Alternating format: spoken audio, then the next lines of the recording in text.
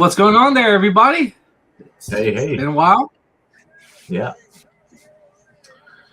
You got How's exciting everybody things doing? to. You doing all right? I'm doing good. How are you doing? Doing good. So yeah, welcome everybody to the Babyface Breakdown. Your host, Boosh Dingo, the Luchador, and Big Bubba Brogdon. yeah. I wish there was a way we could customize our live countdown and have it be the Y2J clock. That would be pretty cool. You and Chris Jericho. You don't think that would be cool? I've thought about doing a customization for the clock where it's like a Royal Rumble countdown, but it's like the different types of numbers that have been used over WWE or AEW or wrestling in general. Yeah, that could be cool. Like the countdown for Y2J, the 10 for Mr. Perfect, the Christian Cage debut of the 10 to down to 1, Royal Rumble entrance number countdown, just like Yeah, that'd be pretty cool. But yeah, welcome everyone. I know it's been a while. Just some stuff that's been happening in real life, real time. Haven't really had time to do this, but now here we are. Yeah, between being busy and being sick. Yes, but now we are all better, right? Yeah, I can breathe. Like 98%.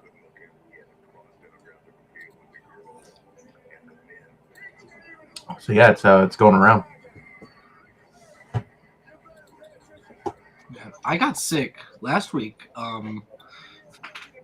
with really bad allergies. On Tuesday, I had to call out of work. Hey. Yeah, luckily I don't have allergy problems unless I'm around a cat.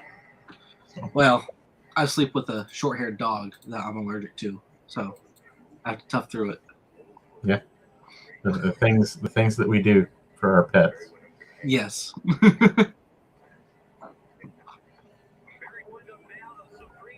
So, I want to say something real quick. I just went to the WWE.com website.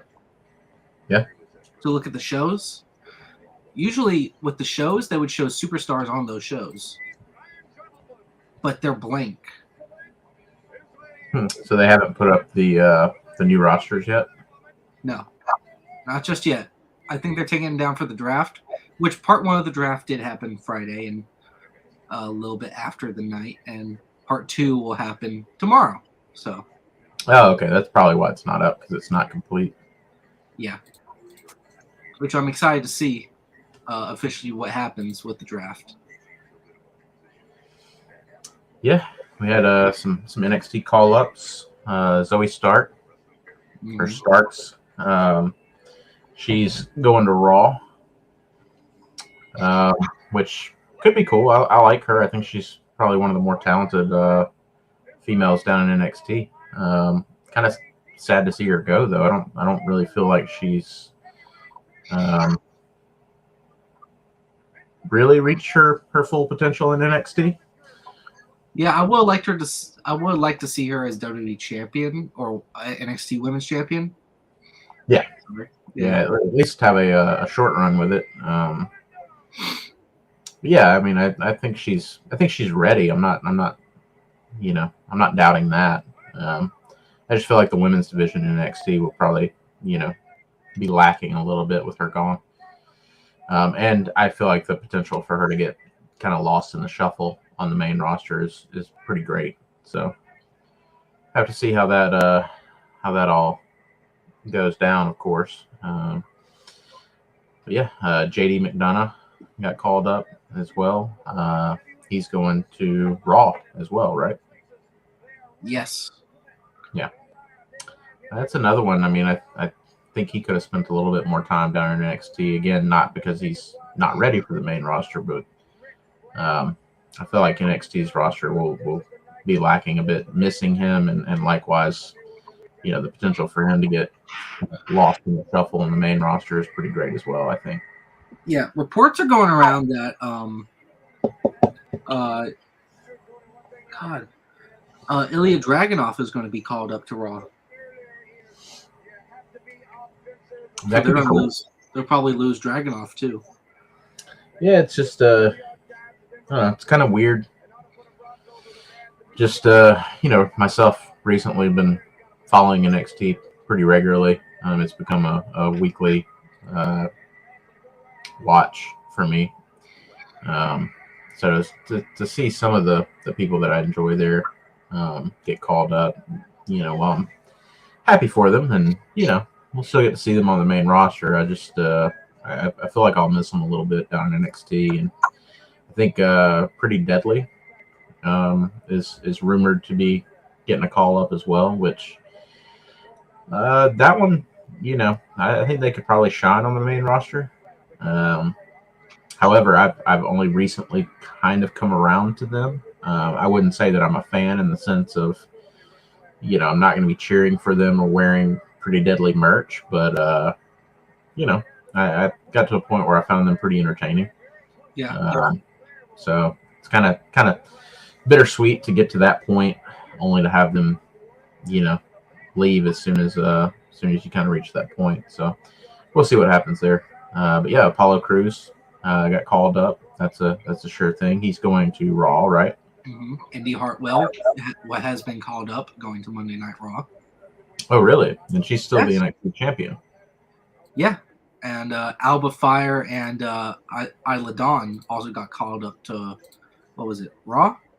No, SmackDown. They got called up to SmackDown. Interesting. So the Yeah, NXT Women's Tag Team Champions were called up.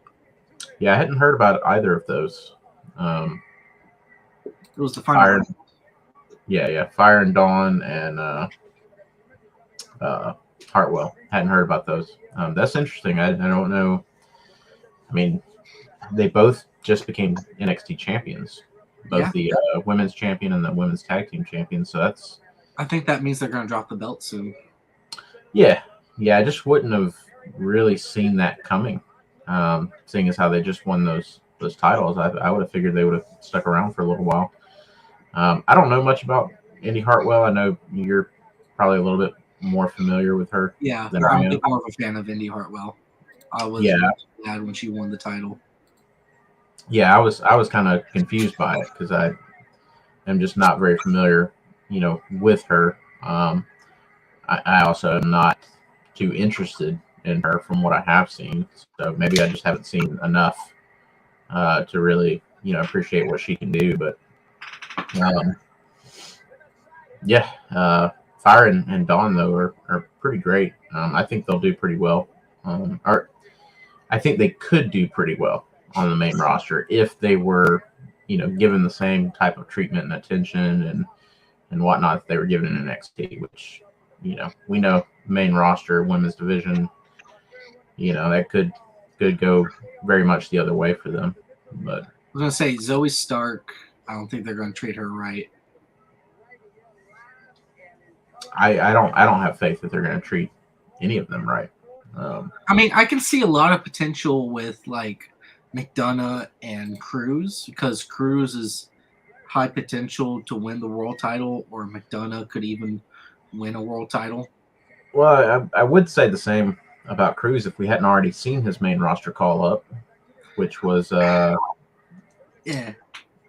it was bad. It was bad.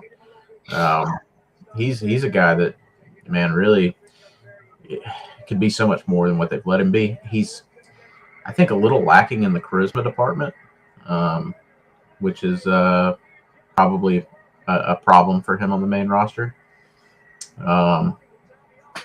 But I mean, his physique, his look, his ability in ring, his promo skills are not great either.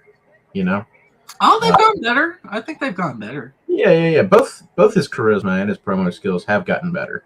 He's gotten more charismatic. He's gotten better on the mic. He's I'll give still them this. not. Going back to NXT was better for that. Yeah.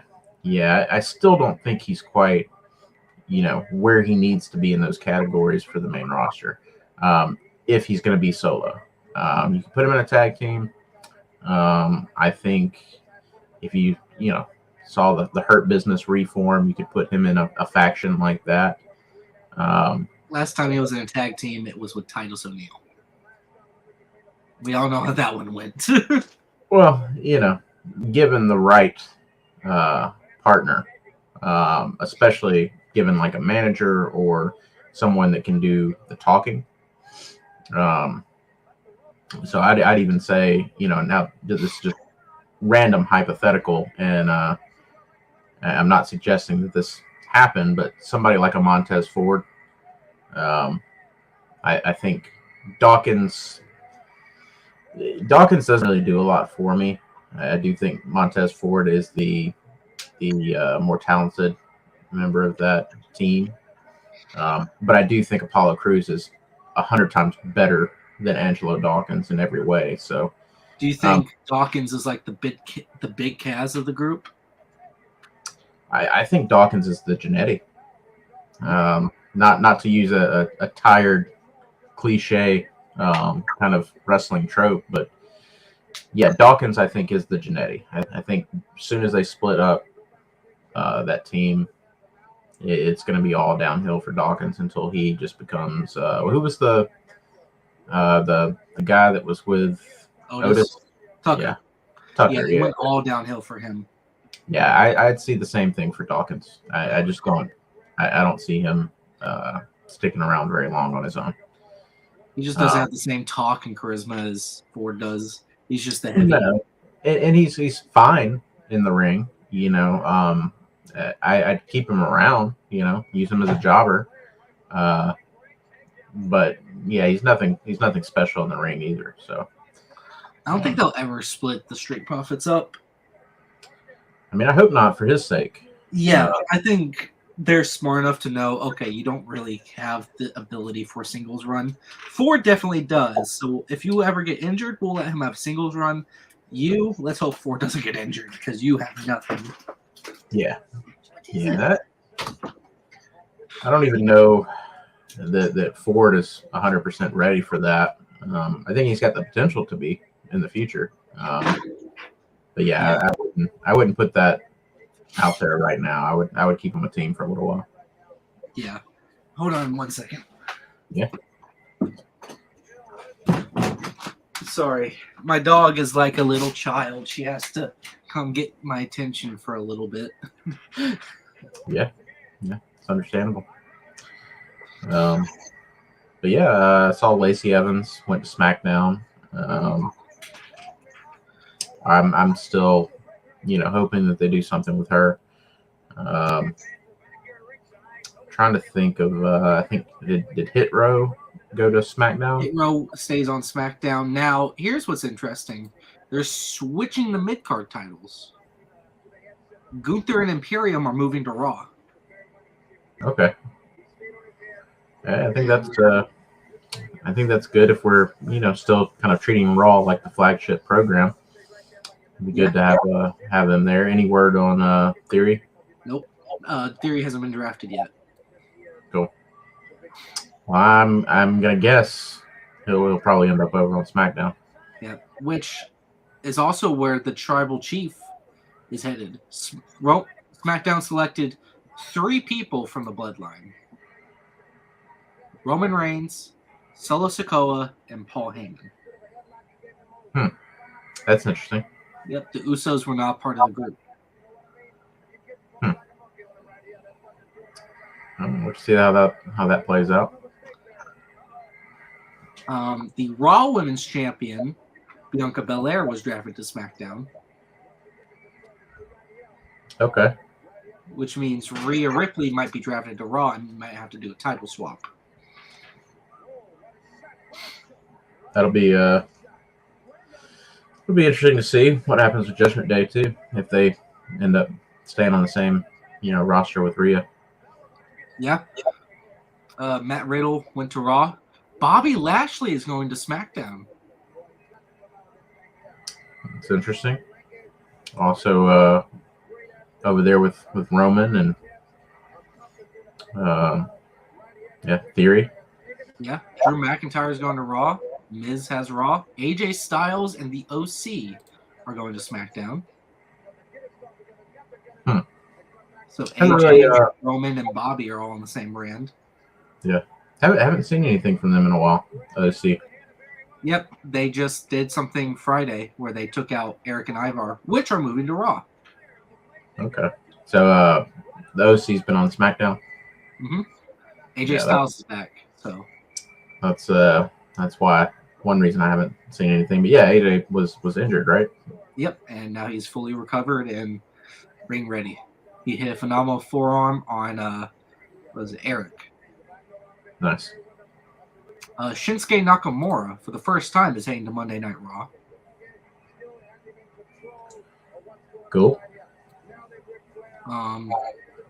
We have the Maximum Male Models staying on Raw.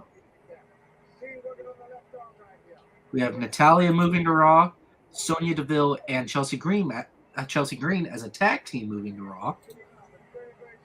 And you have Dexter Lumis and Candice LeRae moving to Raw. Now, there's something else very interesting, is that for like the first time, I think, in a long time, we have 4 free agents that can be either on SmackDown, Raw, or NXT. Who is that? The first is Dolph Ziggler. Okay. Mustafa Ali. Yeah. Then there's Von Wagner from NXT. And Omos. All right. Well, think Wagner will probably get called up. Omos will probably stay where he's at. Mustafa Ali should get the freaking pink slip, but he'll probably stay where he's at. Man, you're not a Mustafa Ali fan. No.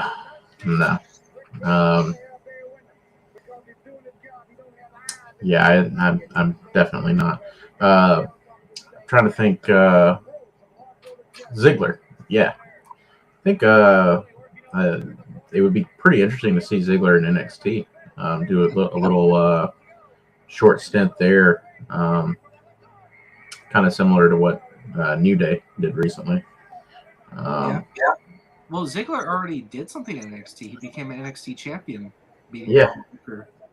Yeah, I was about to say, didn't something like that happen fairly recently? Yeah, it happened last year's WrestleMania. Okay.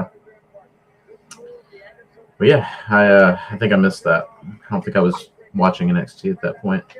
It's all right. Edge is coming to SmackDown. We got Damage Control coming to SmackDown, all 3 members. And the Street Profits coming to SmackDown, and Becky Lynch staying on Raw. All right. Well, they've I guess announced a good bit more since I checked in last. I hadn't heard about a lot of those. So I just announced all of what has been told so far. So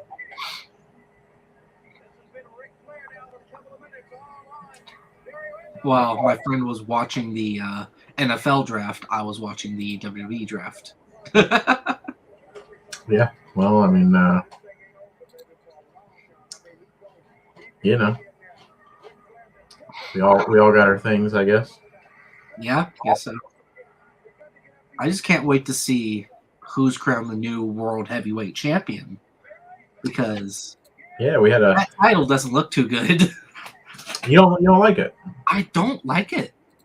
I think it looks pretty great, man. I think it's a very nice combination of the modern WWE Championship and the old big gold belt from WCW, the World Heavyweight Championship. I think it's a pretty good mashup of those two things. It just looks so tacky. Yeah, I don't know, man. I would disagree. I think the Universal Championship, the current belts that Roman Reigns. Oh no, those are tacky. Those are definitely tacky. Oh yeah, those are very tacky. I'm just saying. I've never really been a fan of those belts. I don't like the huge. I don't really like I don't like the shape of it. I don't like the huge WWE logo in the middle. I like the shape of this one more. It does remind me of the big gold belt, which it's funny to see people, since that announcement was made, the internet fans, the AEW versus WWE back and forth that's always going online. Um, seeing people kind of make the accusation that WWE is trying to somehow copy the AEW championship with this belt, or they're just trying to be like AEW and having the championship that looks like theirs, without realizing that the AEW championship, the design is based on the World Heavyweight Championship from WCW. That's pretty obvious. This belt is also based, on that design as well. So they're both pulling from the same source material. It's not. I don't think it's a matter of WWE trying to copy or rip off AEW or look like AEW, which is some stuff I've seen going around the internet. And there's a lot of dumb things on the internet, but yeah, that's up there as far as a dumb kind of shot to take at WWE from AEW fans. But yeah, personally, man, I like the belt. I wasn't watching the announcement in real time, so I saw kind of talk about it online first before I actually saw the belt. So I saw plenty of comments, plenty of posts, people complaining about the look, not liking it. So before I had ever even seen the belt, I kind of had a negative view of it, just based off of what I was reading. It seemed, at first that a lot of people were not on board with the design. So, I'm kind of one of those people. I just don't like. I think it's a little tacky. Well, fair enough. But yeah, I was whenever I finally, laid eyes on it, I was kind of surprised at how much I actually liked it. Is it my favorite, design of a belt? No, but it's I think it succeeded in what they were, I think, going for, which would be kind of taking that big gold belt from back in the day, bringing it back, updating it, and slapping the WWE logo on there, which I'm glad that it's a smaller version of the WWE logo in the center rather than something that takes up the entire face of the belt. So yeah, I as of now, I'm a big fan of it. Be interesting to see how they treat that title, because I actually watched Raw tonight before we came on. So yeah, I was just watching that announcement not long ago, and essentially it seems like Roman Reigns is going to keep the WWE Championship and the Universal Championship, and he's just not going to be around very much because I guess he's trying to work a longer schedule so he can transition to Hollywood or whatever he's got going on. But yeah, my understanding seemed to be he's keeping those belts, but since he's not going to be around working a full-time schedule, we're introducing this World Heavyweight Championship instead of stripping them of the titles. Yeah, which doesn't make a whole lot of sense to me. I would have been fine with them. I'm just not a fan of the Universal Championship. I get what they were trying to do. You have the WWE Universe. That's a phrase or a term that they coined a while back. So for years and years and years, we were referring to this WWE Universe, and you had a WWE title. So you wanted to make the Universal title something to kind of similarly to what they're trying to do now. Just give you another belt to toss around, but make it bigger than the WWE Championship. So I've never really been a fan of that one. I would have liked to have seen them just get rid of that belt, go back to the WWE Championship and the World Heavyweight Championship, and run with that. I also think there's too many belts in wrestling. Yeah. yeah, it gets to a point where everybody who comes out, you can watch some of these cards, especially if you're watching AEW, where they have so many belts within the company, and then they have Ring of Honor championships that get defended on the program. So you'll watch certain episodes of AEW, and it's like the entire show, every match is somebody who's a champion, somebody coming out with a different belt. Um, it just doesn't feel special, if everybody's got one. It takes away some of the specialness, of it. So I don't know, but yeah, it'll be interesting to see how that all plays out and what they do with it. Yeah, I'm about to count all the championships. I guess it's 1, 2, 3, 4, 5, 6, 7, 8, 9, 10, 11, 12, 13, 14 championships between Raw, SmackDown, and NXT. Yeah, and that's counting this new one? Nope. That's actually will be 15. Yeah. So that'll be 15 titles. That's quite a bit, man. It's quite a bit. I really wouldn't mind, having one world championship or one WWE championship, Intercontinental, United States, tag team, and that's it for main roster. As far as the men go, you have to have a women's championship, of course. I wouldn't even really bother with the women's tag team championship belts. That division, that kind of scene, the WWE Women's Tag Team Championships, it's been kind of a bust since they introduced it. Don't really care. There's no prestige to those titles. So yeah, I would get rid of those. NXT really needs just an NXT championship, a women's championship, and NXT tag team championships. Just do away with the North American and women's tag. Yes. Which totally. I hate because I love the North American Championship so much. Yeah, I mean, I was about to say the same thing. I like the belt design. That scene, I mean, a lot of the North American title defenses have been some of the best matches ever. In NXT. So I'm with you there, but in the interest of kind of just getting rid of so many belts, I think it would have to go. And yeah, you can put some of those guys, a lot of the contenders, the people who've been holding the North American Championship, could very easily have been in the main title picture. So, oh yeah, and a lot have. Adam Cole, Keith Lee, yeah, that's about it. Oh, Johnny Gargano. Those are the only ones I can think of. Not a great lineup. No, I'm actually going to look more into it to see if there's actually been any other North American champions that have won the NXT championship. Right. We're going to compete for it. I'm pretty sure there are. Somebody like Wes Lee, he hasn't won it, but I think he could. I think he could be, a contender for that. Let's see.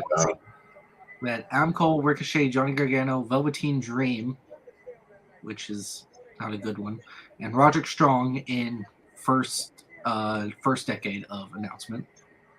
Well, Velveteen, stuff outside of wrestling is, of course, horrible. Nobody likes the guy. But I will say his in-ring ability, his promos, his character, he was pretty awesome, man. He had a lot of potential. He was very. Yeah, it's really unfortunate that he kind of blew it, or did very much. No, kinda to it. He very much blew it. So yeah, it's unfortunate. But Velveteen, the character, the wrestler, the WWE superstar, was pretty awesome. So yeah. Then we had Keith Lee. Yeah. Then we had Damian Priest, Johnny Gargano, Leon Ruff. That's like Leon Ruff, right? That's weird. I didn't even know that he could sniff the title. Yeah, he beat Gargano for it and held it for 25 days. Where's he at? He did an AEW Dark not too long ago. Yeah, I was about to say. I think he's back on the Indies. Yeah, he is. Even though his wife is a referee in WWE. Oh, I didn't know that. Who's his wife? I forget. But she's a referee in WWE. Yeah, it's either an NXT or main roster. She might be the only African American female referee. Okay, I think I've seen her once before. Okay. Sounds familiar. Yeah. We had Bronson Reed, Swerve. We had Carmelo Hayes, Cameron Grimes, Solo Sikoa, and Wesley.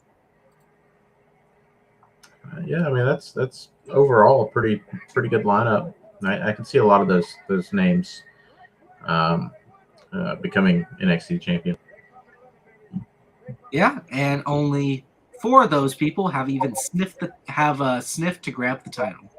Yeah. 4 of the 10. But yeah, I'm sure AEW, counting the FTW and the Ring of Honor championships, they're probably double the amount of titles that WWE has. Oh, yeah, and even AAA too. Well, yeah, I was about to say even having AAA championships and New Japan, championships from time to time. So you have 4 different promotions, sometimes 5. Yeah, could beat their don't titles. Forget, Impact World title was over in AEW for quite a while. So yeah, it was. Yeah. Oh, speaking of AEW and about our friend Roderick Strong, guess who made their AEW debut on Wednesday Night Dynamite? I saw that. Yeah, I'm a huge Roderick Strong fan. I am very much not an Adam Cole fan, as we've made abundantly clear on this show many times. So yeah, I wasn't too crazy about the Roderick Strong debut, man. I was very furious. Yeah. Why I saw were the you? R and the S. I was like, no. Yeah. No. Why exactly were you furious? Because he was the last one remaining. He was the only one I really wanted to see get called up to the main roster. Because I feel like he could have won a mid-card title and done a great mid-card title run. Yeah, but how long was Roderick Strong in WWE? Probably from 2017. At least. So what was that? 5 years, 6 years? Yeah, something like that. Man, if they didn't pull the trigger on him, at this point, they probably were never going to do it. I would be willing to bet that Vince McMahon has probably never watched a single match from Roderick Strong. Which is unfair because, I mean, the dude's talented. Oh, he's amazing, and especially for somebody of his size and physique, he's not a big guy. He's pretty short. He's in good shape, but he's not somebody that's also ripped and like stacked. I was gonna say he's about as tall as I am. Yeah, he's a pretty short guy. So I see Vince McMahon taking one look at him and just not immediately forgetting about the guy, like just not giving him the time of day. But yeah, Roderick Strong is great. So yeah, you were mainly just upset that he wasn't in WWE anymore. He wasn't gonna get that get the shine on the main roster. Yeah, the shine that I thought he deserved to get, which is terrible because also there's rumors going around that the Creed brothers are being called up to Raw. Yeah. So I would have loved it if Roderick Strong was still with them, so he would get called up with Diamond Mine. Yeah, that could have been cool. But a boy can dream. Yeah. So I mean, I feel your sentiment, and I can kind of agree with that. I was more bummed out that he was doing a run-in debut to save Adam Cole. We've been getting a lot of run-in debuts lately from AEW. That's one area. Who? Jay White. Yeah. The Jay White debut was a fumble. The Roderick Strong day. I mean, it would probably take less time to mention the AEW debuts that weren't fumbled. I feel like most of them have been pretty. Moxley's was pretty good. Yeah.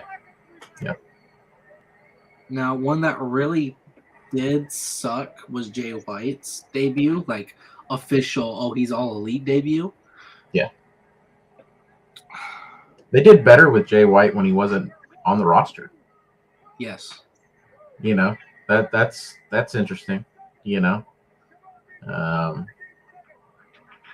But yeah, I mean, it's a really hard thing to think of AEW debuts that went well and that were really, really memorable and, you know, handled correctly.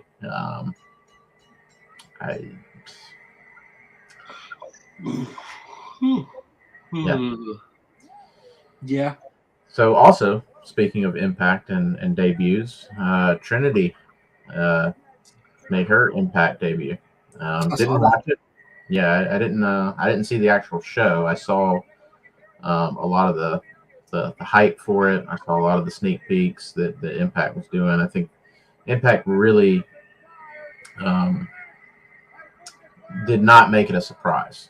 You know, they pretty much announced it, teased it. You know, their shows are taped in advance, so they were. You know, and the cat was out of the bag, so I think they just kind of ran with like, let's just promote, you know, her debut as a thing, so we can hopefully get some viewers or more viewers than what they had. I don't know if it worked for them. Like I said, I didn't watch the show. I'm not a big fan of hers, for real. She's fine at what she does. She's okay. She's not bad, but I wouldn't consider myself a Naomi fan, so I didn't rush out to watch this week's Impact to see that. But of course, you know, social media was a buzz about it, so I saw a little bit of that. Sasha, aka Mercedes Moné. Yeah. She was in the crowd, so she was there. I believe also CM Punk, PG Chump, was in attendance. He was also at Monday Night Raw. He was, man. You know, Chicago. So if you do a wrestling show in Chicago, apparently CM Punk's going to show up unless it's AEW. Oh, well, here's an interesting thing. AEW has officially put CM Punk back on their roster. Okay, so I hadn't heard that yet. So they had a meeting with the Elite, CM Punk, Tony Khan. They all had a meeting, apparently, like a week or two ago. Chris Jericho. Chris Jericho had a meeting with Punk as well, so they could try and I guess figure out if they can work together and move past their issues. Which, from what I heard, you know, all of those meetings went well. It looks like CM Punk. You know, I wasn't aware that they added him back to the roster, but especially after hearing that, you know, it's pretty clear that Punk will be coming back. Unfortunately, I'm someone that would have been perfectly happy to see him, you know, kind of just ride off into the sunset and be done with professional wrestling. Yeah. It didn't seem. There was a video going around also. Sorry to cut you off. No, you're good. Of CM Punk talking to Tamina outside of Raw. She looked pissed to see him. Yeah, I couldn't really. The video that I saw was pretty low quality and at a great distance, so I couldn't really pick up on any of that. Yeah, I don't know. It almost seemed like he just showed up there in the parking lot and was trying to, you know, find somebody that could like bring him in backstage. Right. Which he got in, talked to a few people, talked to Hunter, and then Vince McMahon was there and got security to get him out. Yeah, that's what I read as well. Asked him to leave, which he obliged and left as soon as they asked him to leave. Yeah, kind of a weird. Like I said, from seeing that clip with Tamina, it really appeared as though he just showed up and like hoped to spot a WWE superstar or somebody connected that could get him in. It appears that that's what happened. Still without any like official word, being given that that's okay. So yeah, like you said, rumor has it that Vince saw Punk there and had someone, ask him to leave. So Yeah. Not the case at Impact. He was hanging out in the audience. I saw he was taking pictures with Jordan Grace and some of the other Impact wrestlers backstage. So yeah, I'm sure Impact was perfectly happy to have him around. Which a lot of people, well, a friend of mine had posted later on saying that Punk isn't fine with the whole alcoholism and a lot of the drug substances, but he's okay with taking pictures with people that take steroids. Yeah, that's let's be honest, Jordan Grace, those biceps are not 100% natural. I don't know. I would be curious to know what because she did do a bodybuilding competition recently, and some of those bodybuilding competitions are actually pretty strict, like WWE, when it comes to drug testing and making sure that you're not using. Some of them, I'm sure, do not care and don't even bother to check. So I wouldn't know for certain there, but I did see Jordan Grace and Jonathan Gresham, who are married. Both of them got into pretty awesome shape. Jordan Grace particularly got into good shape for that competition.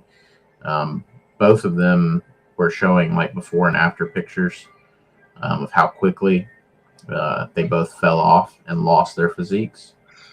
And that's pretty crazy. I didn't realize that the human body could change to such a degree in such a short period of time. Yes. What I do is that I'm a personal trainer at the gym. One of my friends that I work with, one of my coworkers, was a bodybuilder, and he's told multiple stories that he used to use steroids, he used to use all these things. And what he said is the night before competitions or a few hours before it, he wouldn't eat anything, he wouldn't drink anything. And it would just slim him down about 10 pounds to where he looked good. His abs poked out more. And then right after the competition, he ate so much it became bloated, and he lost that physique like the day after. Yeah, that's kind of so Jordan Grace, she was very I guess following a strict regimen, like diet and workout routine to get in shape. So for some time she was being pretty strict with that. Did the competition, immediately like went out to celebrate with friends and family, and just pigged out, ate whatever she wanted to eat, overate, and so she kind of fell off that, and her body changed pretty drastically, pretty quickly. Jonathan Gresham made a pretty lengthy post on social media talking about his issues. We saw some interesting things go down with him when AEW purchased Ring of Honor. Jonathan Gresham was a big Ring of Honor guy. He was a champion there. He immediately, hopped over to AEW. And then just as quickly as he came, he left. He asked to be released from his contract. I don't know what the details were there, but apparently there was something, from what I gathered, AEW backstage politics, or some kind of like behind the scenes stuff that he didn't really like, so he wanted to be gone. And then fast forward to now, he posted about kind of suffering from depression, and got him to a point where he just didn't care about wrestling, didn't care about his body, didn't care really about anything. So his I think was a little bit more kind of linked to linked to some mental health issues that he was having. But he's supposedly in a better headspace and getting back on track. So, which is good. Yeah, of course, Jonathan Gresham's great, man. So I would love, for him to come back to Ring of Honor, or end up in WWE. But I don't know. I think right now he's just focusing on kind of getting in a better headspace, which is probably a good thing. It's probably the best for him. I wish him very well because I've seen a lot of his matches. I don't know what's up with the Cthulhu stuff, but good for you, man. Yeah, I don't know where that comes from, or I've never really even heard anything make mention of it. It's just a mask that he wears, for his entrance. Yeah, I don't know what's up with it. I always found it weird. I was like, are you repping Cthulhu? H.P. Lovecraft was a racist, right? Like a hardcore one at that. Well, some people are capable of separating the art from the artist. Some people not so much. That's why some of us can still enjoy Chris Benoit matches and some of us can't. Yeah. So, to each their own. Whatever. You're right. Fair enough. Well, I also looked over at the roster for AEW, and I noticed who has the biggest losing streak of all of them. A superstar in his entire career of AEW has 14 wins and 118 losses. Can you guess who that is? I can't, man. The 118. You said 118 losses? 118 losses. And 14 wins? 14 wins. That's what it says on his whole career of AEW. So yeah, that's like close to 150 matches. So yeah, that's what throws me off, because I would have said maybe somebody like QT Marshall, but I don't know that QT is. A lot of these losses have come from dark matches. Yeah, it'd be hard for me to say, man. I don't watch dark, and yeah, I don't know. You're gonna hate this. It's Serpentico. That makes sense, actually. Yes. That makes perfect sense. Now that you say it, it's like, of course it's Serpentico, because he's been there since the beginning. He's been there since day one. I don't think I've ever seen him win a match. So those 14 wins that he's gotten, I don't think I've seen a single one of them. I think most of those wins come from tag team. Yeah. It's a shame, which I've read some stuff, from Serpentico. I think he's pretty happy with his lot in AEW. I think he's pretty content. I did read that he was a coach for them. So I think he's a little bit more involved with the behind the scenes stuff, which he's also part of the Spanish announce team. So, I don't think that's necessarily a bad thing, man. A lot of the stuff that I've seen him do on the indies, he's done some pretty crazy spots. Some stuff that's a little risky, a little bit of wear and tear on the body.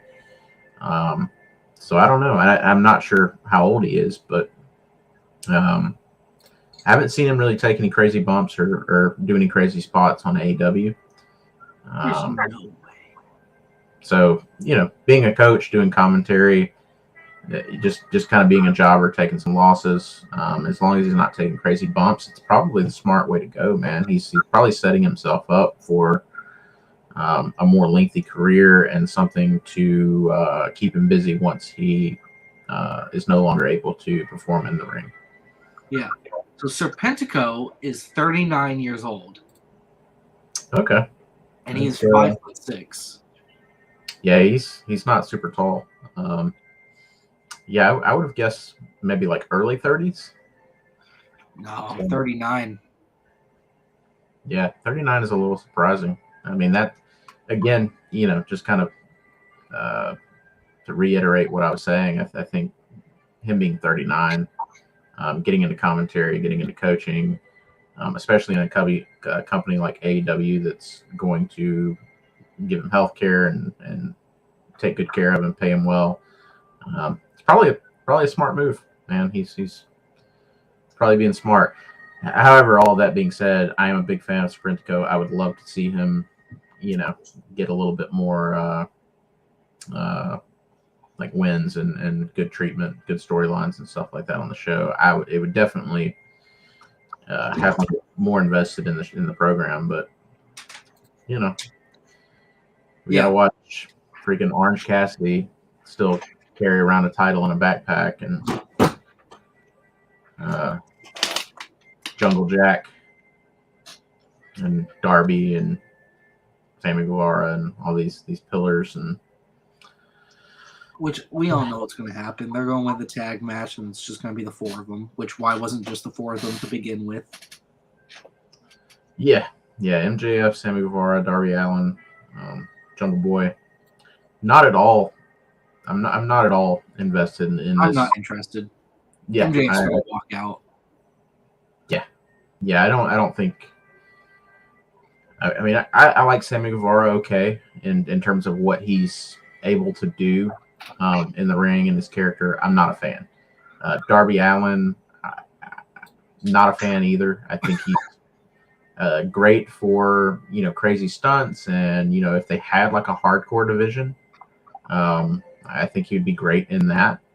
They debut the hardcore title and he doesn't win it. That'll be hilarious. Yeah, Darby Allin, man. It's a weird. He's a weird cat. I've seen him wrestle a lot on the indies. I've met him a few times. I'm not too impressed with the guy, with the man behind the paint. I believe he just got a new head tattoo as well. Did you see that? No. Yeah, dude got a freaking like dead tree tattooed on the side of his head. Man, it's There was a video you sent me the other day where he like poured hot sauce down his gooch. Oh yeah. It was impressed Gigi Dolan. Yeah. So Darby and Gigi used to be married. I actually just recently learned that they weren't together anymore. I never heard whenever they split, but yeah, they were together, but they were doing an interview where they were telling the story of like when they first started dating and something crazy that Darby did. And so Gigi, Priscilla Kelly, is telling the story of when they first started dating. They were on the road, and Darby wanted to stop at a Buffalo Wild Wings. Not because he was hungry, but because he just had to stop there and run in and get something. And he goes in, comes out with the hottest hot sauce that they make, and proceeded to pour it in his hand and then wipe his rear end with said hand. Only to hop in the car and hit the road again. And it was weird. That's bizarre enough, right? It's weird enough. But his remark when she was done telling the story about why he did that was, quote, to impress her. Which, man, I don't know a lot about women, admittedly, but I don't think that's the way to impress anyone. Which I don't either. I don't either. Obviously, it wasn't enough to like put her off because they continued to date and even got married. So I mean, I guess it kind of worked, and at least in the sense that it didn't drive her away. Maybe I gotta try that. Well, I don't know if do you know who Gigi Allen is? Are you familiar with Gigi Allen? I don't think so. Well, when the show's over, and you get some free time, look into Gigi Allen. He was a punk rock singer of a band. Gigi Allen. Gigi as in like just the letters G. So G and G Allen. Gigi Allen Contente? He's dead. He is dead. He was a punk rocker who was probably one of the most extreme shock value performers. So I'm assuming Priscilla Kelly, when she chose the name Gigi Dolan when she got signed to NXT, I'm assuming that the Gigi part comes from Gigi Allen. She seems like someone who's really into punk rock and music, and so I could see her being a Gigi fan. A lot of punk kids, especially when they're young, are into Gigi Allen just because he's extreme and shocking. Yeah. Yeah, I mean, a lot of he died an early death due to his exciting. Oh my god, that's terrible. Yeah, a lot of the stuff we can't even really get into detail. Oh my god, that's terrible. They did that at his funeral? Yeah, man, like I said, YouTube probably wouldn't be too happy if we talked too much about Gigi Allen. Yeah, adults, you're gonna have to, if you're not familiar, go down the rabbit hole like Big Bubba Brogdon is doing right now and look into that yourselves. No, this is bad. This is terrible. You don't do this to someone, especially. Well, you know, look into the things that Gigi Allen used to do on stage. I don't even think Jackass would do this. Yeah, no, it makes Jackass look like Rugrats, man. Oh yeah, yeah. Yeah, some of the stuff that he would do while he performed. Yeah, it's not even stuff that we can repeat. You know, children out there, just don't not Google Gigi Allen and look into this guy. But anyway, I think Ozzy Osbourne was probably looking at that like, wow, no. yeah. Again, he makes Ozzy Osbourne look like Celine Dion or something. And we're talking about Ozzy Osbourne, the Prince of Darkness, who has done everything that we wouldn't do. Yeah, the guy that bit a head off of a bat. But anyway, I don't know. Maybe Priscilla Kelly is at the time was big into Gigi Allen and punk rock and stuff like that, and so Darby also being a little punk himself. I don't know. Maybe he got inspired by Gigi Allen, and that's where the weird hot sauce trick, came from. Who knows? But yeah, veered way off course there. That's an understatement. Yeah. So anyway, yeah, the Pillars, Jungle Jack. Is that what he's officially going by now? Jungle Jack? Well, that's what he's Jungle Boy. He used to be just Jungle Boy. Now he's Jungle Boy Jack Perry. They've started to throw that name in there. So yeah, I believe MJF recently was calling him Jungle Jack. Yeah, I don't see any of those three other pillars taking the championship from MJF. I think he's going to retain it. Yeah, I think so too. Yeah, and that's what should happen. That's what I would like to see. But I'm very much feeling like this particular angle with the pillars is really just filler, man. It's just something to kind of coast by some time until we can get a get a better challenger for MJF. So that's how I feel about what's going on there with the main title picture. Yeah. I also read the rumor that CM Punk's first feud when he comes back to AEW will be with Chris Jericho and not with the Elite. Okay. Which I can see that both ways. A lot of the ever since the brawl out, CM Punk's made some remarks online, social media. He of course typically deletes his posts shortly after he posted them. But he's been pretty verbal behind the scenes about what happened there. Chris Jericho has also been pretty verbal about CM Punk, whereas so far, behind the scenes, you don't really see the Elite talking about CM Punk. So it does make sense to throw CM Punk and Jericho in a feud when he first returns, and just kind of build to Punk with some other group. I know a lot of people want to see Punk and FTR versus the Elite. So I think that could come after Jericho's out of the way. Yeah. Which is maybe the smarter move, to just kind of draw that out a little bit.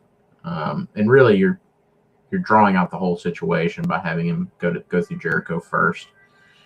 But I know a lot of people are going to be chomping at the bit, just can't wait for when CM Punk inevitably becomes, face to face with the Elite on a programming. So yeah. Also I want to talk about have you seen the teaser trailer for the Twisted Metal TV series? I haven't. I saw the screenshot of Samoa Joe as the clown character. As Sweet Tooth. Yeah. So he'll be playing the body as Sweet Tooth, but Will Arnett will be playing the voice. I saw that. That's pretty cool. I like Will Arnett.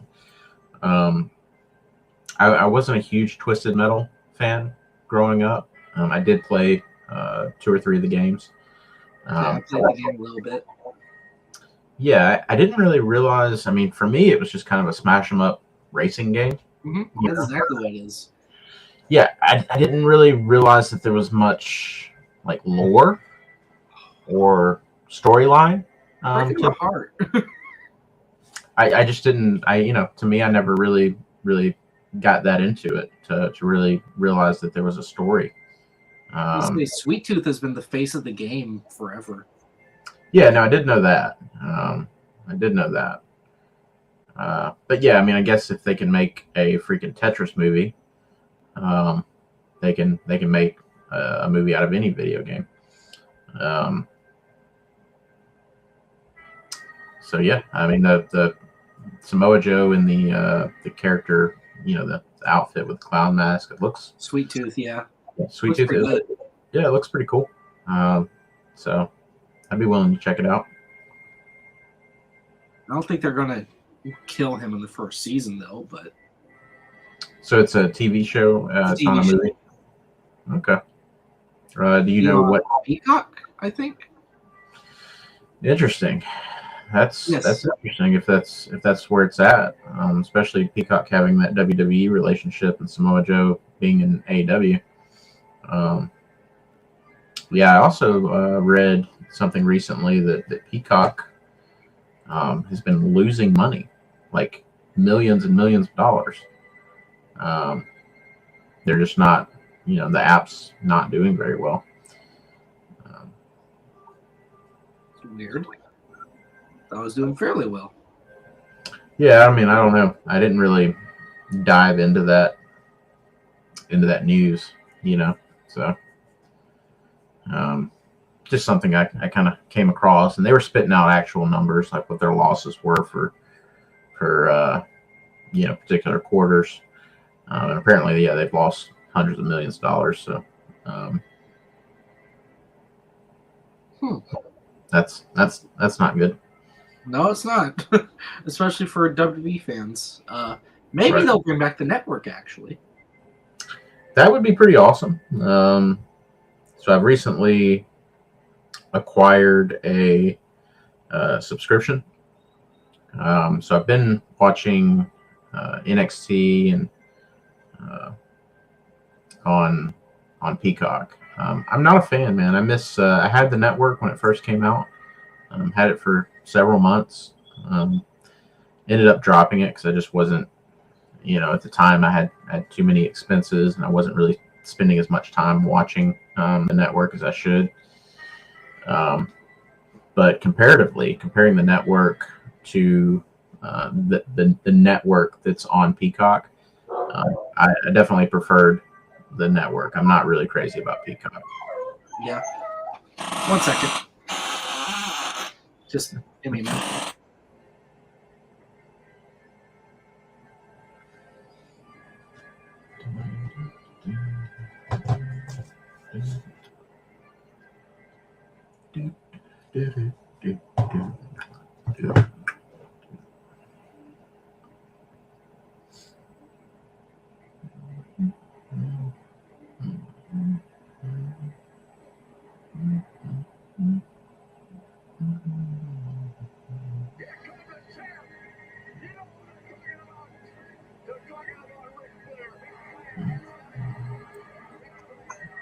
Sorry, I had to take the dog out. You're good. I just assumed that your dog was not a big fan of Peacock either. No, nobody got up to take her out, so of course I had to be the one to do it. Yeah, it's weird that Peacock's losing that much money. Yeah. I don't know. I know we're starting to see like a lot of the streaming services kind of crack down on password sharing. So I don't know how much that, password sharing has to do with them losing money, but I think that's another reason.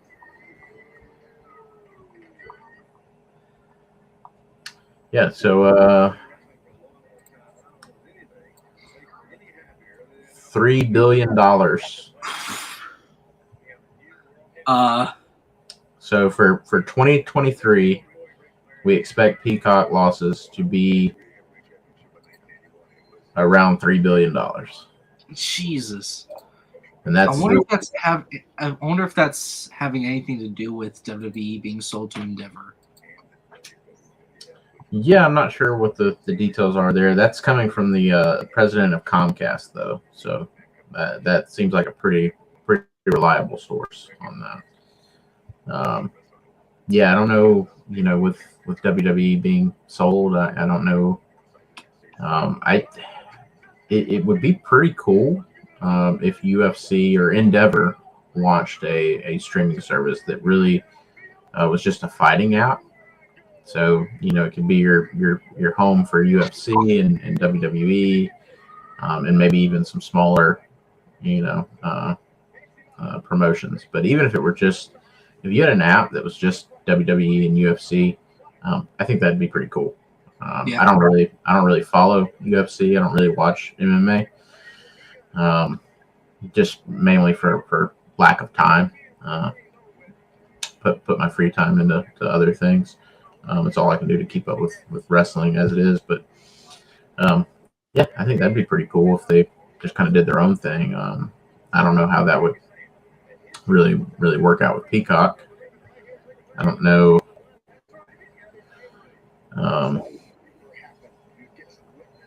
I don't know how well or like it would be interesting if there was a breakdown of how many, which I don't know if there's any way of really knowing this, but how many of Peacock subscribers are purely WWE fans who just came to Peacock so they could watch WWE. Well, I mean, with Peacock, you have to have an extra subscription for WWE. Well, I know they have kind of like a free version of Peacock. So you can get the app for free, you sign up, you don't pay anything. But a lot of the content is behind a paywall. So it's like premium subscription only. So if you want to watch a lot of the WWE programming, I know you have to have a Peacock subscription. But I'm not sure if there's like different tiers of that subscription. I think WWE has its own subscription, since it has its own channel, technically. But yeah, it'd be interesting to find out what the statistics are about how many people watch it on Peacock or even pay for it on Peacock versus everything else, to see if WWE was the problem. Yeah, or how much Peacock really benefits from having that relationship with WWE. Yeah. Because yeah, like, hypothetically, if Endeavor were to launch their own streaming app with UFC and WWE, like how much of a bidding war, would Peacock really put up a fight, or try to kind of keep them as part of the Peacock family, or would they just be happy to see them off? Yeah. Save that money, especially with them losing $3 billion this year. Um, I would imagine there's going to be some budget cuts and some changes at Peacock to kind of try and make up for that. So be interesting to see how that plays out. Did you watch NXT this past week? I did a little bit. It was what was it, NXT Spring Break-In? Spring Breakin'.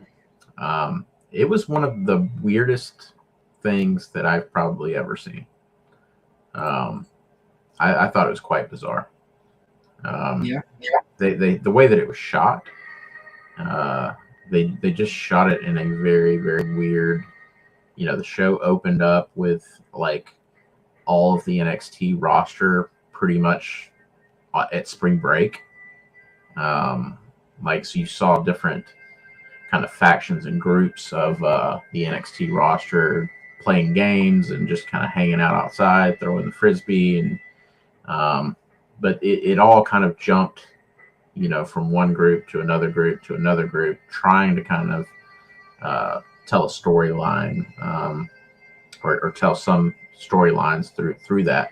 It just felt like weird reality TV to me. It felt like I was watching, I don't know, like Flavor of Love or, one of those old, I can't even remember.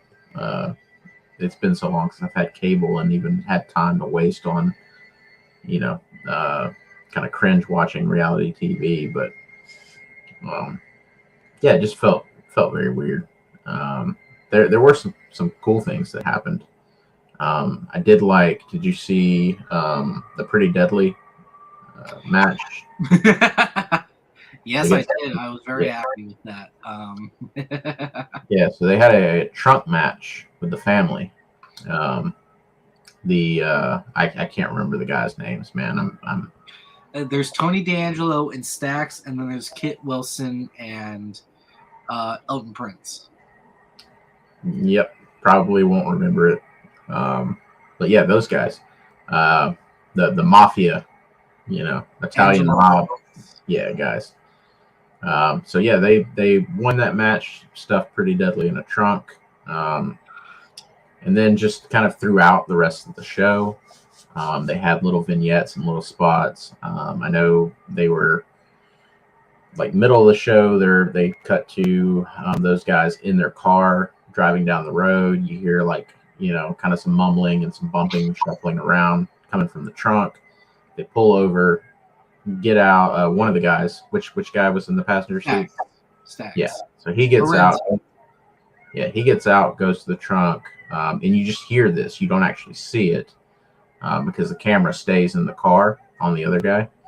But yeah, he opens the trunk, tells him to shut up, gives him a few licks, slams the trunk. They get in the car, keep going. And then at the end of the show, they apparently dump their bodies in the ocean or a lake or something. They kill off. Yeah, they killed off. Yeah, and I mean, we've talked about it here before. I'm a big fan of Lucha Underground. I'm a big fan. Impact did some similar stuff recently. With Eric Young, they killed him off. So yeah, having Pretty Deadly apparently get killed off of NXT. Pretty cool. I enjoyed that. I thought it was pretty fun. And from here on out, if Pretty Deadly does debut on the main roster, it will be, I guess, one of the first times that we've seen Ghosts. Well, we have seen God in a match. Remember? Yeah, and I guess the Dead Man, Undertaker, though probably technically not a ghost. And we've seen a zombie lumberjack match. Oh yeah, yeah. Don't remind me.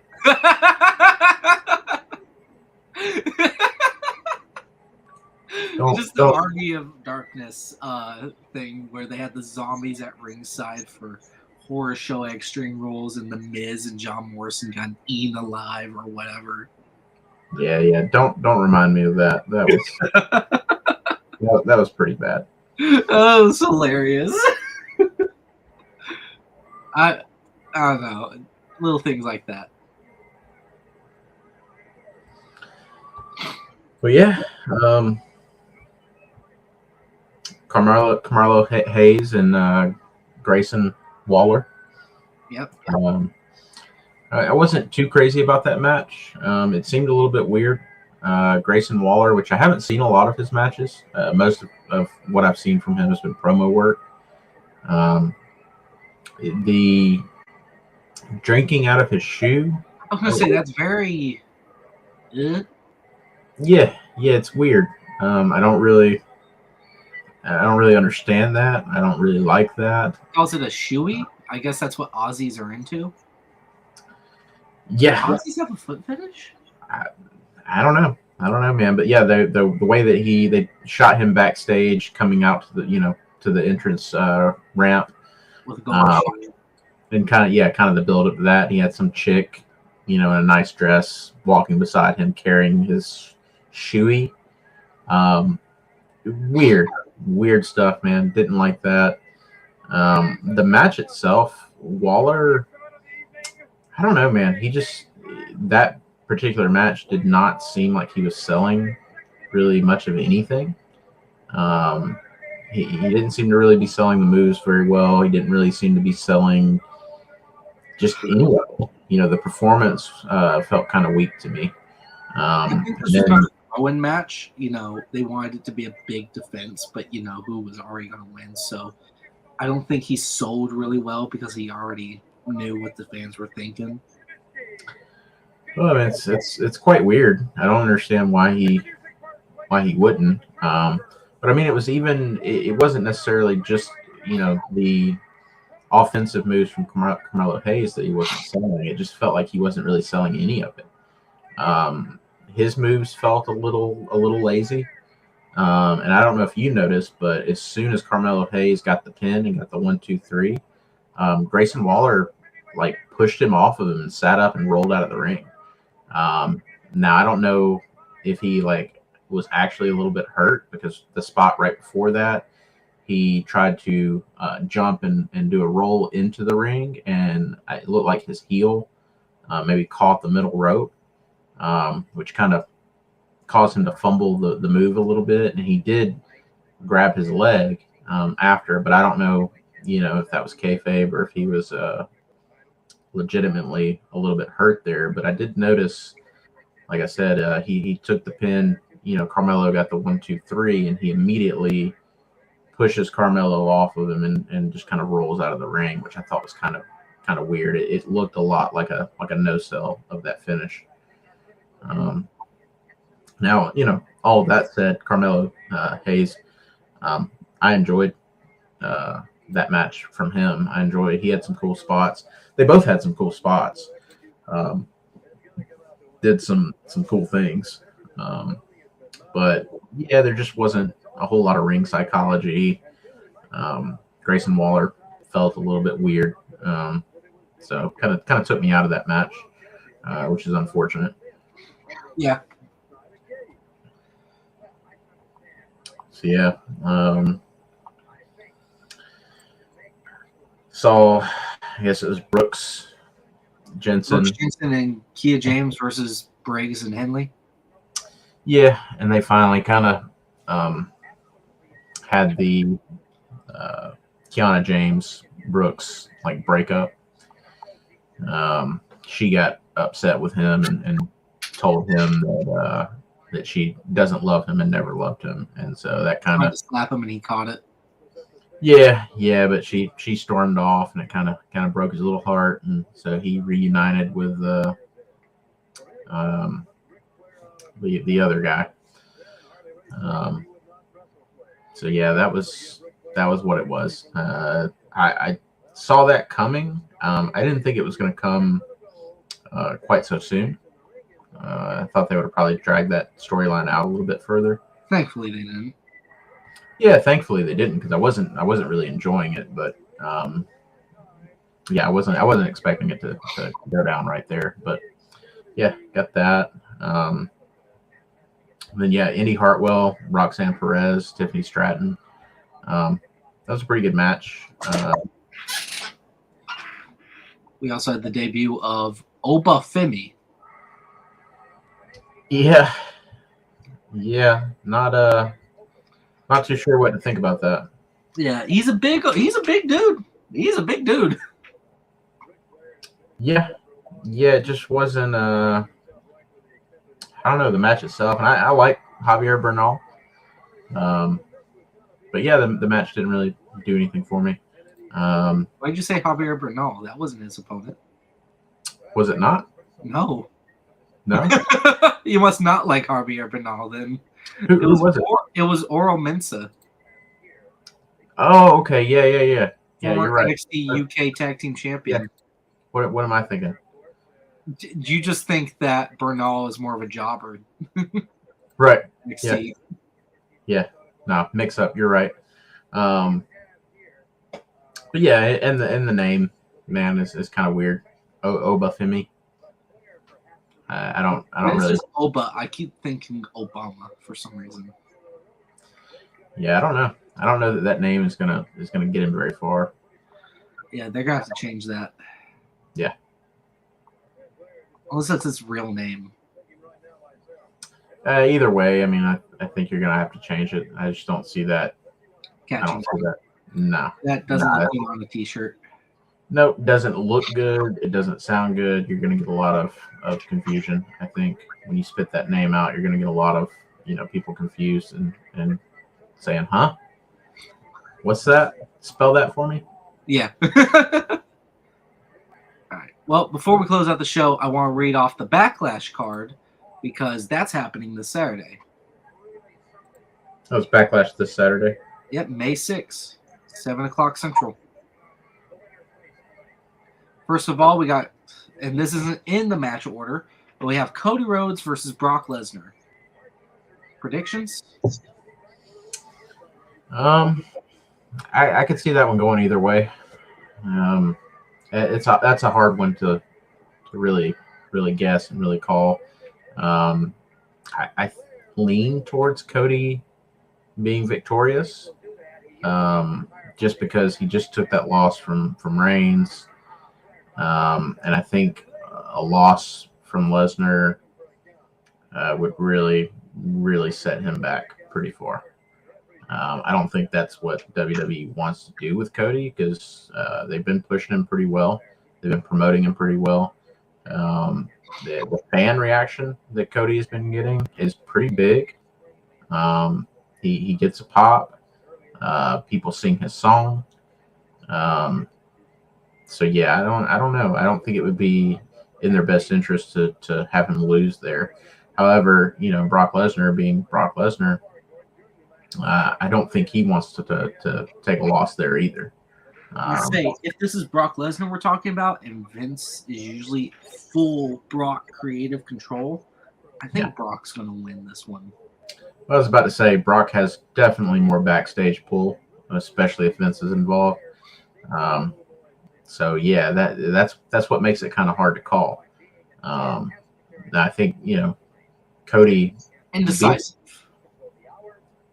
Yeah, it's hard, man. I think Cody beating Lesnar could be a good like David and Goliath story, and I think with Cody obviously being the son of Dusty, I think Cody's gotta have some hard times for a little while. I think it makes for a better story. So I think that's probably what they're doing, probably what they're getting at. Because it does seem like when Cody came in, everything was being handed to him,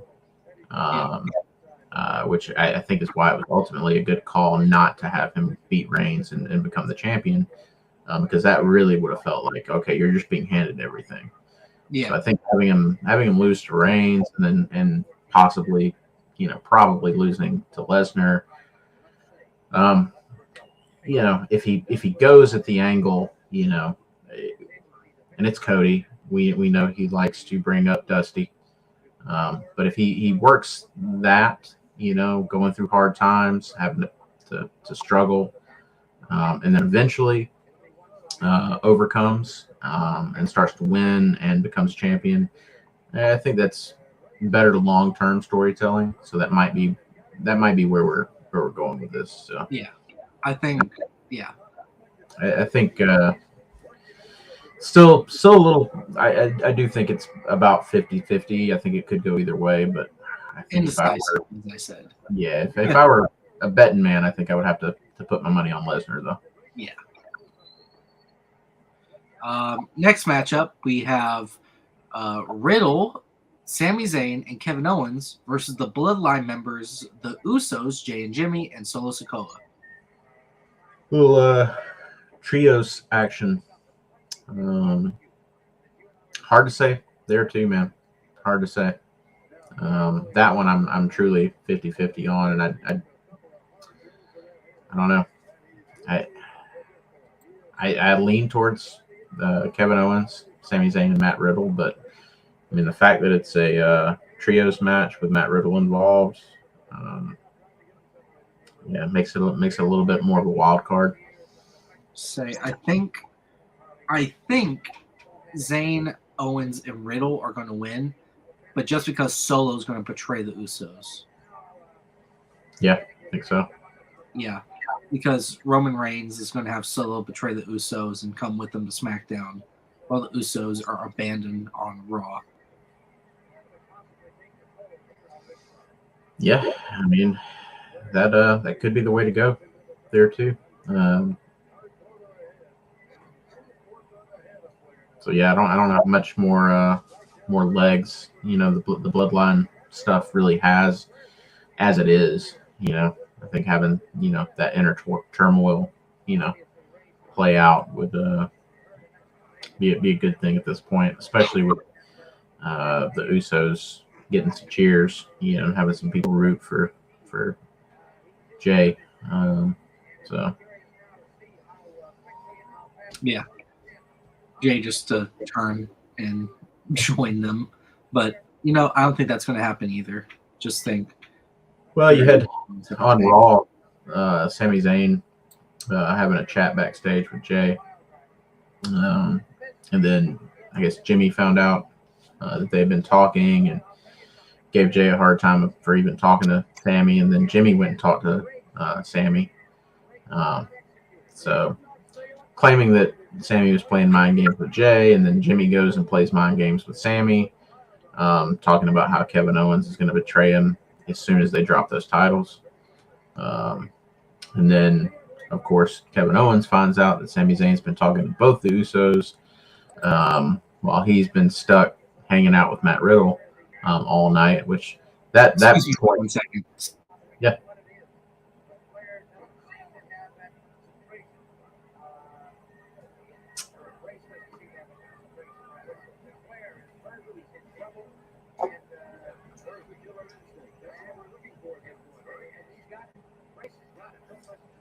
Sorry. Big baby couldn't wait. So. All good. Yeah. Continue. The little point that Kevin Owens made, about being stuck with Matt Riddle all night because he's apparently not a fan of Matt Riddle. I got a little laugh out of that because I'm not really a fan of Matt Riddle either. So he just got tired of hearing Matt Riddle talk on and on and on. It's kind of funny. Yeah, that was kind of good. But yeah, be an interesting one. Yeah. Next match would be the SmackDown Women's Championship match between Rhea Ripley and Zelina Vega. I mean, I think that's a no-brainer. Rhea Ripley retains. Zelina Vega doesn't stand a chance. Hopefully, it's at least a good match. But yeah, I think Ripley 100% walks away from that champion still. No doubt in my mind. Yeah. All right. I go for Rhea too. I mean, I'd never bet against Rhea actually. Yeah, you're a big Rhea mark. Oh yeah. Yeah. Um, match after that is for the Raw Women's Championship between Bianca Belair and Io Sky. I still think, I feel the same way about that one. I think Bianca Belair is a shoe-in, no doubt. Yeah. She retains. Yeah, I think so too. Next one.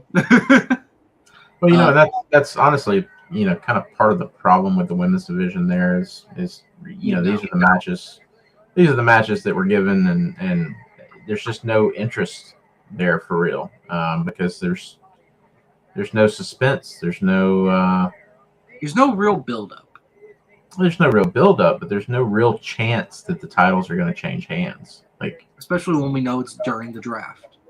Yeah, you'd be a fool to bet against either one of the women's champions. Now you see this one for right now. The next one is a triple threat match.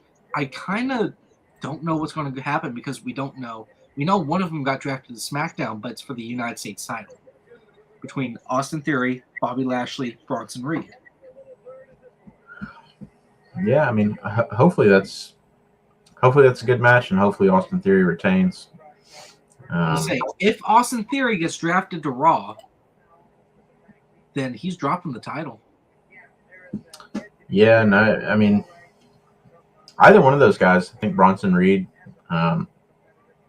could potentially walk out with a championship just because of his stature and his abilities and whatnot. I think he probably needs to spend a little bit more time there before they put a belt on him. So I think if it does change hands, Bobby Lashley's probably, the guy that it goes to. Yeah. So big Austin Theory fan, so I hope he retains and hangs on to it for a little while.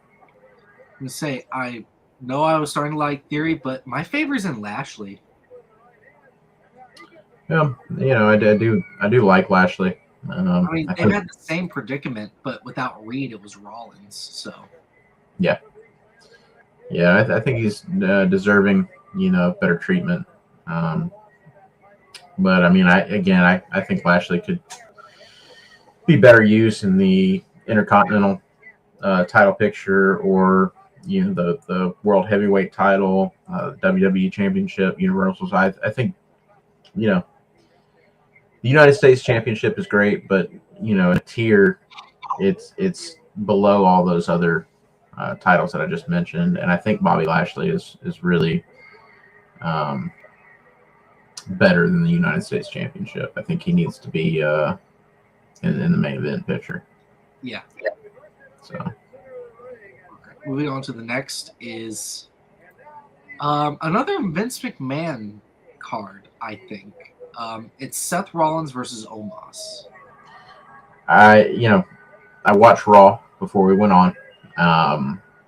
Didn't fast forward through any of it, but couldn't do it, man.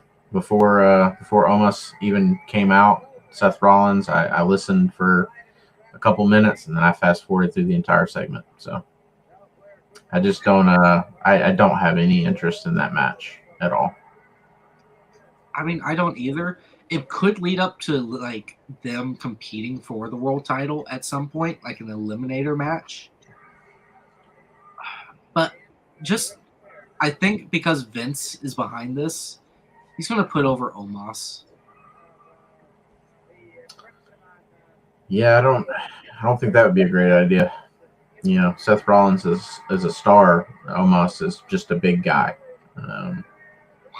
I don't see Omos having a great career. I don't see him being champion. I don't see him. I don't even see him being around in 5 years. Like, it's harsh. Yeah. And Seth Rollins, on the other hand, is a future. Already, he's already Hall of Fame material. Yeah, that's what I was about to say. Future Hall of Fame. For like 10 years now. Yeah. So I don't know. It would be wild if Omos walks away with a clean victory there. It's not outside the realm of possibility, but I would put my money on Rollins. Yeah. I'll say Omos just because, Vince. And then the final match that just was announced on Raw, there might be another match between the IC title, maybe. I don't know. These are all the matches that have been announced so far, is Bad Bunny versus Damian Priest in a Puerto Rico street fight. Yeah, I have no interest in that at all. I'm only watching because my friend hates Bad Bunny. I'm going to invite him over, not tell him about it.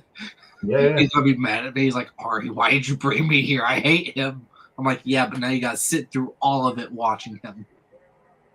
He's pretty awful. I'll admit I'd never heard of Bad Bunny before his first stint with WWE.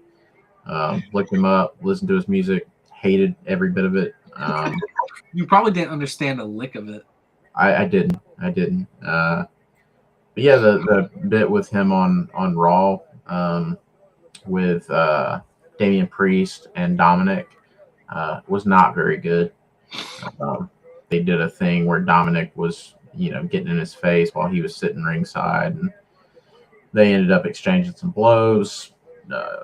Priest pulled Bad Bunny over the barricade, and then they had some more exchanges outside the ring. None of it looked very good to me, and I think that's partially because Bad Bunny's not a wrestler, so it felt like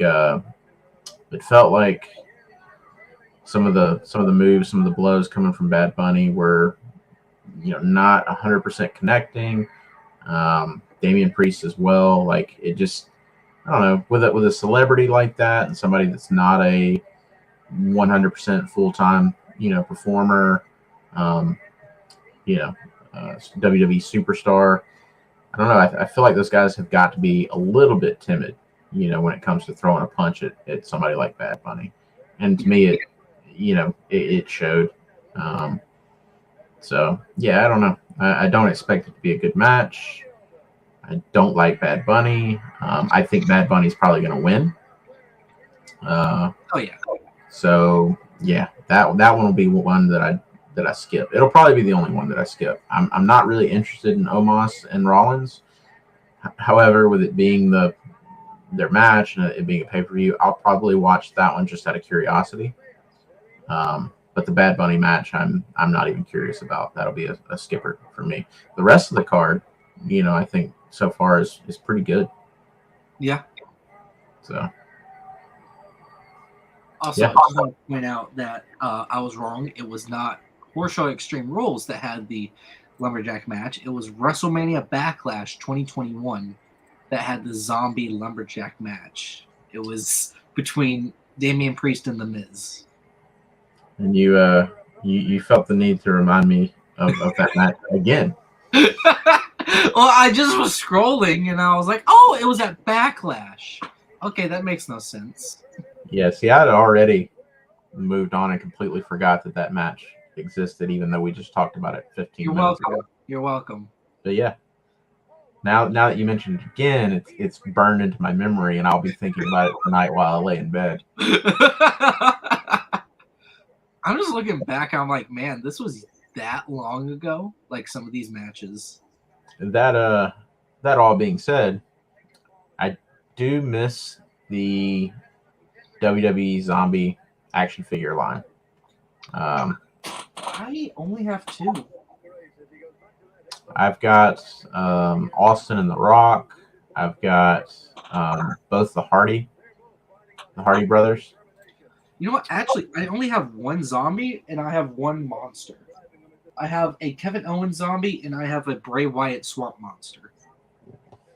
Yeah, so I had the Bray Wyatt swamp monster and I ended up moving on it.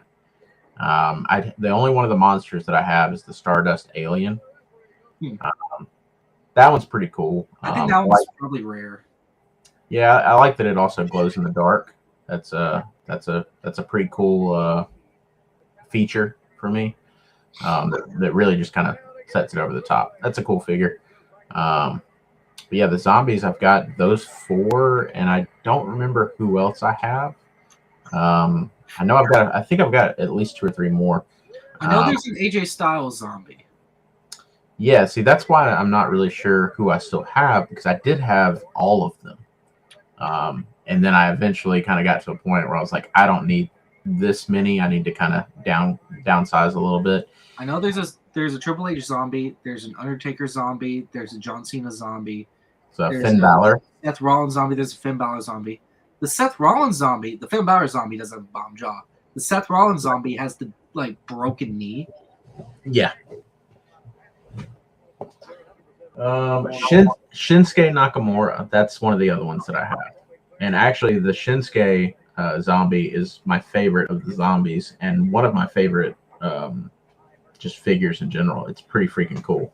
I have a in the box Kane zombie. Nice. So I do have that. I just thought of that. I have it still in the box. Yep. So yeah, I've got Kevin Owens as well.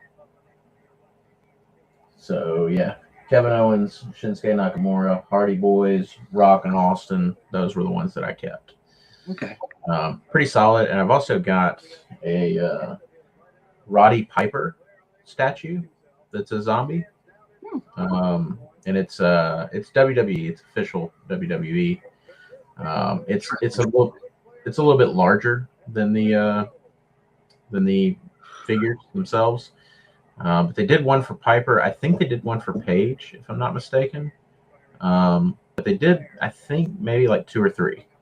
And then I don't think those really took off. So I know I got my Piper on clearance for really, really cheap. So I saw the zombies a lot when I went to Walmart whenever I was younger. I was just not really big into WWE then.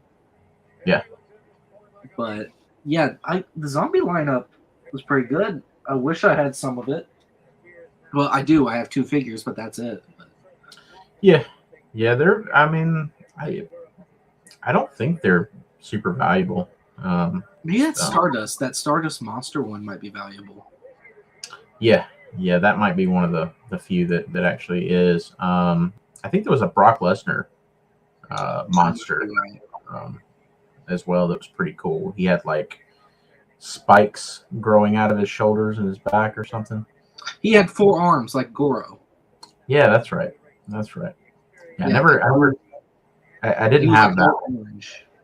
Yeah, that was in the monster line. I think the only monsters that I had were the Bray and the Stardust, and I got rid of the Bray. So I'm actually gonna look up monsters were. So we've already got Stardust, Bray, all that. See, there was an Undertaker. Yeah, there was an Undertaker one. See, there was a Roman Reigns one. I think some of these were unreleased. There was a Stone Cold one. No, wait, that's just the zombie. Never mind. Oh, wait, there was a Sasha Banks zombie. That's right. Yeah, there was. And a Brock zombie. Jake the Snake and Braun Strowman. Braun Snowman? Braun Snowman. Yeah, Jericho, Jake, Braun, Reigns, Asuka. Those were, Chris Jericho was like a mummy. Yeah. I didn't notice this. The Kevin Owens shirt, that the zombie one says "Bite Owens Bite." Yeah. And the Sasha Banks one has head. Yeah. I didn't know that. That's funny details. Yeah, and the I'm not really one for keeping my figures in the box or in the packaging. However, the monster packaging is pretty cool, man. Those old Universal monsters. Yeah, those are ones that, if I found them, which, finding these WWE figures with the card backs in the wild that are in like mint condition never happens. Like you go to Walmart and they're all bent, they're all scratched. Um, yeah, that would be something cool to like actually have on card. Say these mutant card packs. I'm just looking at them now. I see what you mean by the mutants because I see the Balor one, the John Cena metal one, Bray Wyatt, Brock with full arms. Honestly, that's a really cool figure. I wish I had that. Sting with the scorpion tail and even Stardust, the intergalactic looking thing. Yeah, yeah, I do still really like the Brock Lesnar one. That's probably one that if I ever, Very unique. yeah, if I ever come across that one, for a good price, Like a whole Goro feel. yeah, I'll probably pick that one up. I gotta find where to find that one. Yeah, I did have the Balor as well, but I got rid of that.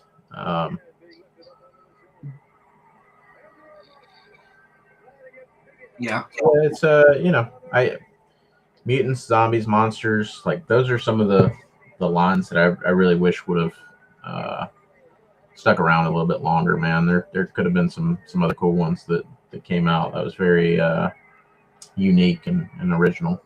say my dad liked the He-Man, the Masters of the WWE Universe line. I He's like got those the entire too, man. line. Yeah, I was about to say, and I know your dad's a big He-Man, fan. Yeah, I like those. That's what I was about to say. I do think with all the like spin-off stuff that we've been given, the ones that we were just talking about, as cool as they were, I do prefer what we have now in the that the line you were just talking about, the Master of the Universe style. Those are really cool. And then we have the like retro ones that are out now that are the same style, but more just kind of a straight up interpretation of what the characters actually were. I like those. I know I've got the entire Ghostbusters crossover line. Yeah. Like all 5 and even the display set. So yeah, pick that up when they came out. The only one I couldn't find and I had to actually order was the Undertaker. So I couldn't find the Undertaker anywhere. Yeah, I don't have any of the Ghostbuster crossover stuff. I don't have any of the Ninja Turtles crossover stuff, which I'm a huge Ninja Turtles fan, but I wasn't crazy about those figures. In particular, the size of them is something that kind of threw me off because they're pretty big. But yeah, I do like the old Hasbro like retro style figures too that are out now. Happy to have those. I hope that line sticks around. There was rumor that it was canceled a while back, but I think we saw not too long ago some product reveal shots of some new ones that are coming out. So I think that line's gonna continue. So yeah, that's all cool stuff. Yeah. I'm just looking at the minifigures. I'm glad we're getting a Boogeyman figure though. Yeah, Honestly, I'm surprised that didn't turn into a Monsters figure or a Zombies figure. It was the Boogeyman. Well, I mean, it's for one, it's already pretty much, he pretty much already is a monster, a mutant figure. But yeah, that one probably would have come out had the line continued for sure. But yeah, I need a Boogeyman in the collection. So if you ever spot him out in the wild, let me know. Yeah, I'll probably have a Boogeyman, get it, and I'm like, I'm never going to take this out of the box. Because that's how I am. I just don't take them out of the box. Yeah, I have a lot of first time in the lines that I don't take out of the box. Yeah, I gotta let them breathe. So. I've got Jack Gallagher up here. I've got Mustafa Ali, first time in the lines. I've got Shirai. Just looking at all of them. And I'm like, man, I really spent a lot of money on this. Well, I mean, you've got all yours still in the box, so your ability to recoup most, if not all, of your costs is pretty high, I think. You might even be able to turn a profit if you ever decide to move on them and sell. I, on the other hand, would be lucky to break even. Yeah, I was gonna say I have an AEW figure I found in Texas that's actually selling for a lot of money because of how rare it is. It's a 1 of 3,000 series. It's a Oh yeah, Brody Lee figure. yeah. You gotta chase. Um, yeah, I've got the Masters of the WWE Universe line that you were just talking about. I've got the Ultimate Warrior, the first one that came out, still on the card, hanging up on the wall back there. Yeah, my dad's got all of them. Like, Yeah. he ordered all of them. He was like, I don't want to find them, so he ordered all of them. He still has all of them in their boxes, like in the packaged boxes. It's probably a good idea for him to just order them because, like we were saying before, I mean, finding those at Walmart or somewhere like that weren't just bent to hell and back would be pretty difficult. Yeah. But yeah, I've got that Warrior, and I've got Elite, Stardust, and Goldust. The Stardust is signed by Cody Rhodes. Hopefully one day I can get the Goldust signed by Dustin. And then I've got an old WWE Elite Cody Rhodes that's also signed by Cody. And then an AEW Series 1 Jericho, not signed, but hopefully I can get that signed one day. And then I've got 2 AEW Cody Rhodes figures still in the box. That's it for my inbox collection. Everything I have other than that is open. So. Yeah, you can see the reflections of so many boxes in the background. Yeah. On the screen that you've seen that there's a lot of boxes. Yeah. I think that's all the time we have. I think we've covered just about everything. We skimmed through the news. We didn't really read everything, but yeah, I think we touched on most of the noteworthy stuff. Yeah. Oh, Ilya Dragunov having a feud with Dijak, I think, is really cool. Well, I've got to go deal with something. So yeah, let's wrap it up. Call it a night here. All right. Well, that was it, everybody. Bush Dingo has to go deal with his own personal problems. Thankfully, it was now and not before the show, so we could have a show. But thank you all for watching. This was the Babyface Breakdown. We're the Bad Brothers, Big Bubba Brogdon. Yeah, Bush Dingo, the Luchador. And yeah, we'll see you next time. See you next time. Bye. Bye.